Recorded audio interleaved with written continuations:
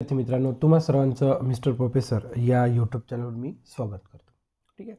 बघा, तुम्ही थंबनेल बघितलेलाच आहे की तुमचा जो काही ऑप्शन फॉर्म निघणार आहे, ओके, कॅप राऊंड पहिल्याची सुरुवात लगेच होणार आहे. तर तुमचा ऑप्शन फॉर्म सुरू होण्यापूर्वी हा व्हिडिओ बघणं अतिशय महत्त्वाचं आहे.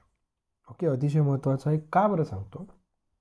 ओके, आपण आता कॅप राऊंडमध्ये ऑप्शन्स फॉर्म भरत असताना आपण ऑप्शन्स कशात देणार आहे की कॉलेजचे, या कॉलेजचं मला हे ब्रांचेस पाहिजे, ओके, किंवा मला या कॉलेजचं कम्प्युटर सायन्सची ब्रांचेस पाहिजे, मला आय टीचीच ब्रांच पाहिजे, मला इलेक्ट्रॉनिक्सचीच पाहिजे किंवा मेकॅनिकलची ब्रांच पाहिजे.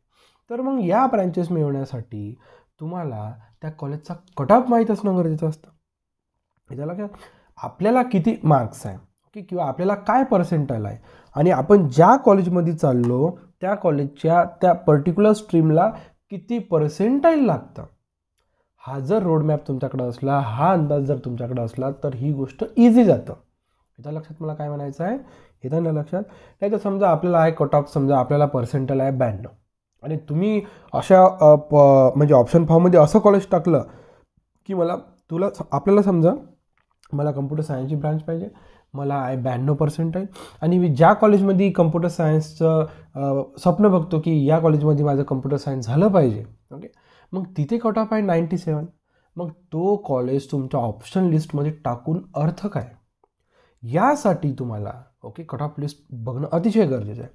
आणि स्वतः स्टेट कॉमन एंट्रन्स टेस्ट सेलनी त्यांच्या वेबसाईटवर तुम्हाला तो cut off round wise, cap round first, cap round second, cap round third wise तुम्हाला तो कट ऑफ तिथं दिलेला आहे. ओके, महाराष्ट्र म्हणजे जो काही तुमचा रँक आहे, म्हणजे महाराष्ट्र CET थ्रू तुमचा जो काही रँक आला त्याच्यानुसार पण, आणि ऑल इंडिया सीट्सच्या ज्या काय राहतात म्हणजे जे थ्रू जे काही लोक इकडे फॉर्म भरतात त्यांच्याहीसाठी दिलेला आहे. बघा, तर तुम्हाला सुरुवातीला या कॅप 2024-25 या सेक्शनला जायचं आहे. या सेक्शनमध्ये आपल्याला अंडर ग्रॅज्युएटमध्ये BE-BTech जो आपला नेहमीचा रेग्युलर सेक्शन असतो या सेक्शनवर यायचा आहे.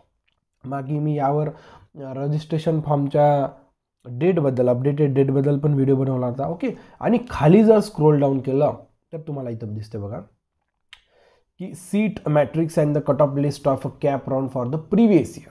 ठीक आहे, आपल्याला खूप 19-20चं बघायचं नाही, आपल्याला 2020-23 बस याही करंट लेटेस्ट इयरचं जरी बघितलं तरी आपल्याला सफिशियंट आहे.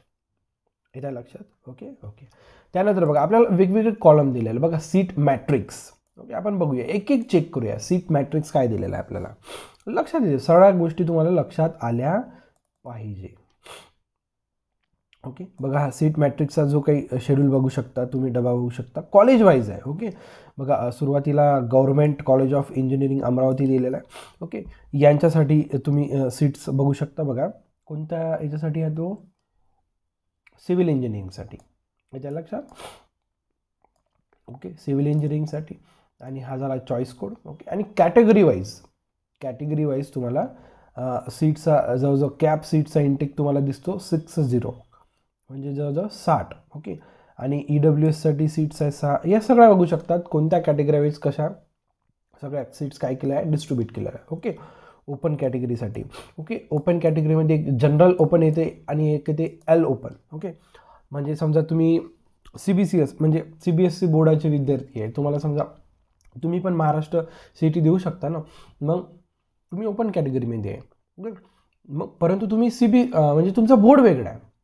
याच्या लक्षात? ओके, इकडं जो काही बोर्ड आहे HSC बोर्ड आहे तुमचा, तो CBC म्हणजे CBSE बोर्ड आहे. मग तुम्ही दुसऱ्या जेव्हा बोर्डात नाही येतात तेव्हा तुम्हाला L ओपन म्हणतात. ओके, G ओपन म्हणजे ज्या बोर्डातला त्याच बोर्डात. ओके, मग हे सगळ्यांसाठी बघा, हे 18, 7, 5 या सगळ्या बघा दिलेल्या आहेत. ओके, टोटल अशा हे 55 आहे. ओके, त्यानंतर बघा हा PWDसाठी पण तुम्हाला दिसतो, PWDसाठी पण त्यांनी हे दिलेलं आहे. ओके, म्हणजे पूर्ण काय म्हणू शकतो, पूर्ण कॉलेजेसचा आपल्याला पूर्ण कोटा दिलेला आहे.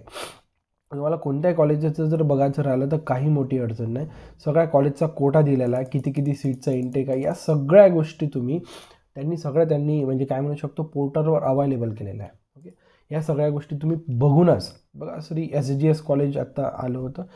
ओके, हे औरंगाबादचं कॉलेज आहे. Okay, GS mandals. ओके, आणि कोणत्या कॅटेगरीसाठी, आर्टिफिशियल इंटेलिजन्ससाठी स्ट्रीमसाठी 96 तिथं टोटल सीट्स अवेलेबल आहे. आणि कॅटेगरी वाईज तिथं तुम्ही सीट्स पण बघू शकता. इथं लक्षात. ओके, आता हा होता पहिला टप्पा. काय आहे ना की आपल्याला ज्या कॉलेजला जायचं आहे, ओके, त्या कॉलेजच्या पर्टिक्युलर स्ट्रीमला जायचं आहे.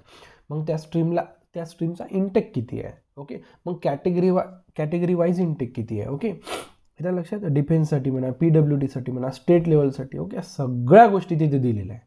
त्याच्यामुळे जो काही इंटेक आहे, सीट कपॅसिटी काय, कॅटेगरीसाठी किती आहे, यासाठी तुम्हाला ज्या पर्टिक्युलर कॉलेजमध्ये घ्यायचं आहे तिथे या गोष्टी तुम्हाला चेक करणं अतिशय महत्त्वाचं. ठीक आहे, पहिली गोष्ट. त्यानंतर बघा आपण आता कॅप राऊंड वाईज चेक करू. पहिल्या कॅप राऊंडसाठी, ओके, बघा हा जो काही सीट टाईप आहे महाराष्ट्र आहे, ओके, आणि हा जो काही पहिला कॉलम आहे, ओके, महाराष्ट्र म्हणजे महाराष्ट्रात जे काही विद्यार्थी CET थ्रू टॉपर आले, ओके, त्यांच्या म्हणजे त्यांच्या मेरिट वाईज ही लिस्ट आहे कट ऑफ. आणि ही ऑल इंडिया ज्याही लोकांनी JEE वगैरे एक्झाम दिले त्या लोकांना JEE थ्रू इकडे ॲडमिशन्स घ्यायचे आहे, ओके, त्यांच्यासाठी आहे. ओके, पहिले आपण आपलं महाराष्ट्रासाठीच बघूया. चला, ओके, बघा एकदम म्हणजे काय म्हणू शकतो, इथे 2 प्रकार राहतात. मी पहिलेच सांगितलं की G ओपन राहतो आणि एक राहतो L ओपन, ओके. याच्यातला मी तुम्हाला डिफरन्स सांगितलेला आहे, ओके. बघा तुम्ही बघू शकता हा म्हणजे गव्हर्नमेंट कॉलेज ऑफ इंजिनिअरिंग अमरावतीसाठी आहे, ओके, जनरल ओपन कॅटेगरीसाठी. जो काही म्हणजे कोणती ब्रांच आहे, सिव्हिल इंजिनिअरिंगसाठी जो काही कट ऑफ लागतो तो किती आहे, 80.73. त्यानंतर हा SCसाठी, त्यानंतर ST, okay, VJ, NT1, NT2, NT3 म्हणजे त्याला NTB, NTA, NTCD वगैरे राहतात. त्यानंतर OBCसाठी, त्यानंतर L open, okay. L open मी तुम्हाला ऑलरेडी सांगितलेलं आहे की तुम्ही समजा जर दुसऱ्या बोर्डातून आले तर म्हणजे अदर दॅन HSC बोर्ड जर तुम्ही असाल आणि तुम्ही महाराष्ट्र CET एक्झाम देऊन असाल, तुमच्यासाठी ते L ओपन, ओके, म्हणजे 83 कट ऑफ दिसतो. थोडा वेगळा आहे, पण फार काही फरक नाही आहे, ओके. म्हणजे पूर्ण college wise, okay, college wise आणि branch wise. Civil engineering branch, त्यानंतर कोणती ब्रांच आहे, कम्प्युटर सायन्स, ओके. कम्प्युटर सायन्ससाठी ऑलवेज जो काही कट ऑफ राहतो तो जास्तच राहतो, तुम्ही बघू शकता. G ओपनसाठी 97 आहे. आपण एकदा L ओपनसाठी चेक करूया. बघा 97.15 आहे, ओके. इथे पण 97.36 होता. त्यानंतर SCसाठी, कम्प्युटर सायन्ससाठी ऑलवेज जो काही कट ऑफ राहतो तो जास्तच राहतो. इथं लक्षात, कॉलेज वाईज आणि काय म्हणू शकतो मी ब्रांच वाईज तुम्हाला इथं कट ऑफ दिलेला आहे, ओके. या सगळ्या गोष्टी तुम्ही इथनं जर चेक केला तर तुमचा तो कॉलेजचा जो काय आयडिया आहे तो इथनं क्लिअर होण्याचे चान्सेस राहतात. याच्या लक्षात, समजा आपल्याला देवगिरी इन्स्टिट्यूट ऑफ इंजिनिअरिंग आहे, मॅनेजमेंट स्टडीज, ओके. समजा तुम्हाला जर इथे ॲडमिशन घ्यायची राहील, मग इथे ॲडमिशन घ्यायची राहिली, मग कोणत्या मला पाहिजे, मला कम्प्युटर सायन्सला पाहिजे, ठीक आहे, मग कम्प्युटर सायन्सला पाहिजे. मग इथे कट ऑफ किती आहे ओपनसाठी, 81 आहे. मग तुला आहे का, नाही. मग तुला जर 75 जर पर्सेंटाईल असेल मग तू या कॉलेजमध्ये टाकून काही फायदा नाही. इथं लक्षात, डिफरन्स जास्त नको. इथे 81 दिसतो तुला, तर तुला 80, 79, ओके, या 1-2 मागे पुढं जमू शकतं. याच्या लक्षात, हे झालं कॅप राऊंड पहिल्यासाठी. असंच तुम्ही कॅप राऊंड सेकंडसाठी, ओके. आता आपण ऑल इंडियासाठी बघून घेऊया.